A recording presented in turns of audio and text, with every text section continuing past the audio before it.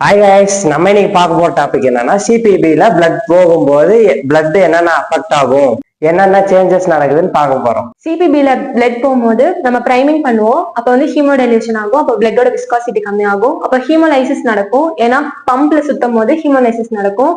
அதுக்கப்புறம் ஆன்டிகோயாகுலன்ட் யூஸ் பண்ணுவோம். எதுக்குன்னா பிளட் வந்து எக்ஸ்டர்னல் சர்ஃபேஸ்ல படும்போது கிளாட் ஆகாம இருக்கிறதுக்காக நம்ம ஆன்டிகோயாகுலன்ட் யூஸ் பண்ணுவோம். இந்த ஆன்டிகோயாகுலன்ட் யூஸ் பண்றதுனால என்னென்னலாம் நடக்கும்னா heparin induce thrombocytopenia, heparin rebound, அப்புறம் போஸ்ட் ஆபரேட்டிவ்ல ப்ளீடிங் நடக்கும். டூரிங் சிபி அப்போ நம்ம சீரம் எலக்ட்ரோலைட்ஸ் லெவல்ஸ்ல மாறும். ஏனம் மாறுதுன்னா ஹீமோடைலேட் பண்றதுனால எலக்ட்ரோலைட்ஸ் லெவல்லாம் மாறும். அதே மாதிரி டூரிங் சிபி அப்போ ஏபிஜி டெஸ்ட் பண்ணியிருப்போம், அதை நம்ம பிளட் வச்சு தான் எடுக்கணும்.